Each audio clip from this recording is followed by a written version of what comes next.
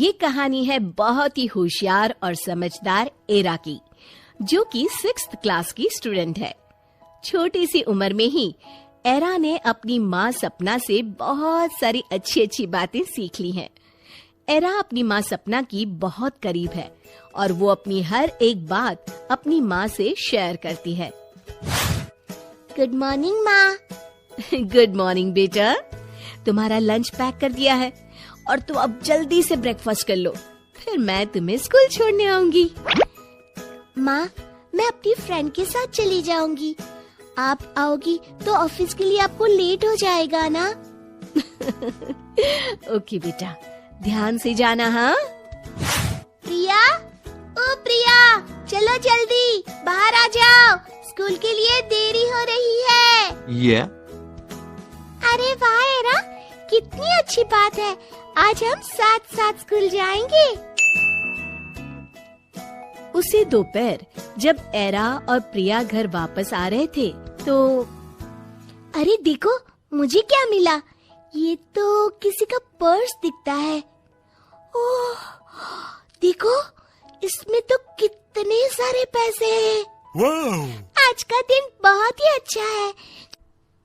देखो, हमने कितने सारे पैसे पाए। हम इनसे कितनी सारी चीजें ले सकते हैं ना। हाँ प्रिया, सच कहा, आज का दिन सच में बहुत अच्छा है। चलो अब घर चलते हैं और कल इन पैसों से क्या क्या लेना है सोचेंगे। एरा के मम्मी पापा दोनों ही अपनी जॉब से शाम को घर आते हैं, इसलिए दोपहर का खाना एरा खुद ही किचन से लेकर खा लेती है। एरा, आज तो बहुत सारे पैसे पाए हैं। तुम तुरंत उन पैसों को निकाल कर अपनी बैग में रख लो और वॉलेट को फेंक दो ताकि मम्मी को पता न चले। नहीं एरा, मम्मी से कोई भी बात छिपाना गलत बात है। तुम्हें मम्मी के आते ही उन्हें ये बात बतानी चाहिए। मम्मी को बताने से कुछ नहीं होगा, बस इतना होगा कि ये पैसे जो तुमने पाए हैं वो रख लेंगी। मम्मी बड़ी है और हमसे ज्यादा समझदार भी, वो वही करेंगी जो सही होगा। इसलिए पाए हुए पैसों का लालच किए बिना तुम्हें मम्मी को ये बात बतानी ही चाहिए। हाँ, मैंने आज तक मम्मी से कोई बात नहीं छिपाई। मैं ये बात भी मम्मी को जरूर बताऊंगी। एरा बार बार घड़ी देखते हुए 5 बजने का इंतजार करने लगती है। ओहो, आज तो मम्मी का वेट करना बड़ा ही मुश्किल हो रहा है। जैसे तैसे 5 बज ही जाते हैं और डोरबेल बजती है। साथ में ही बाहर से आवाज भी आती है। एरा बेटा, दरवाजा खोलो, देखो मैं आ गई।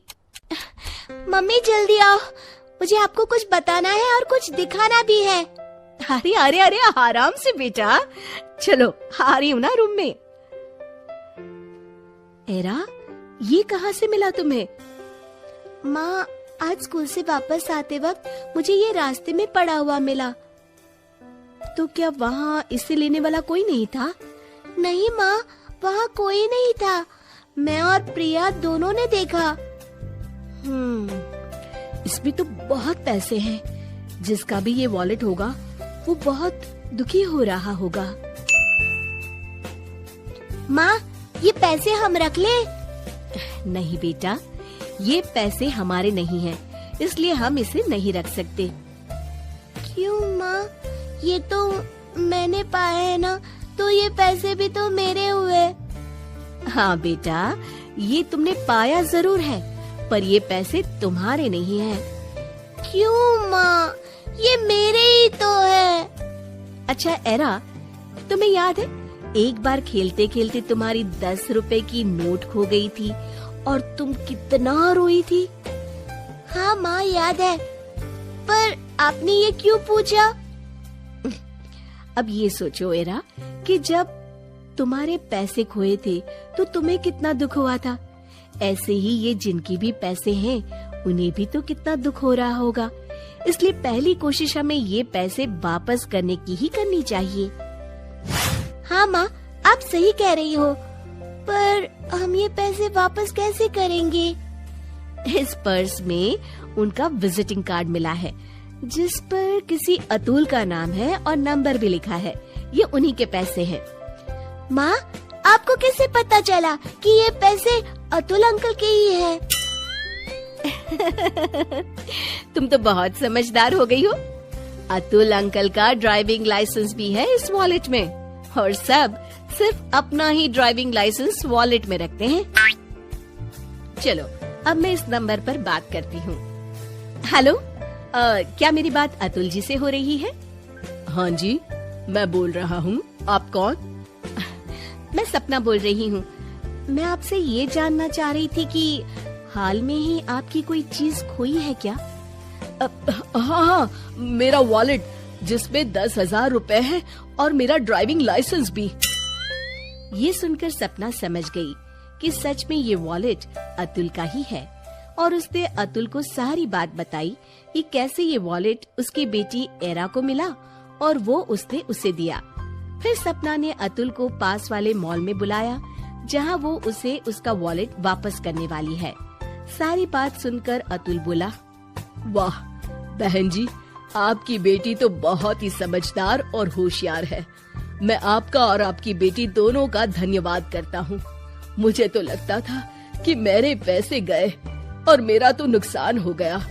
आपका बहुत बहुत शुक्रिया। मैं आपसे शाम को मिलता हूँ मॉल में।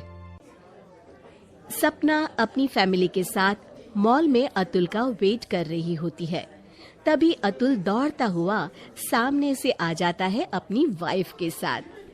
आप ही सपना जी हैं और ये एरा है? हाँ जी, हाँ जी।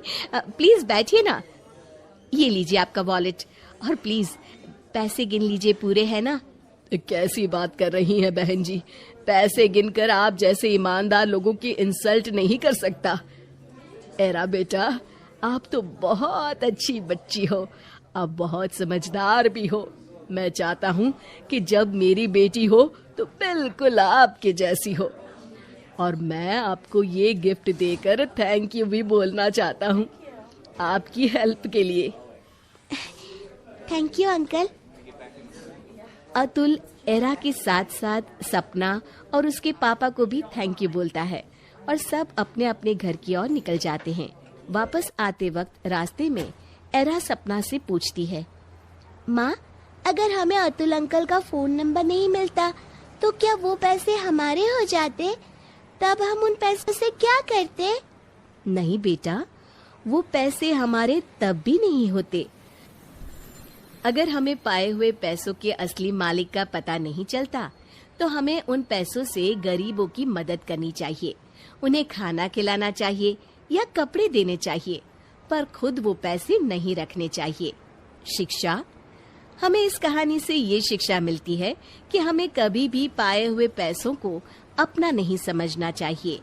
हमें बिना पैसों का लालच किए उन्हें अपने बड़ों को दे देना चाहिए, ताकि वो पैसे उनके मालिक को लौटा सके, और अगर ऐसा ना हुआ तो उन पैसों से गरीबों की मदद कर सके।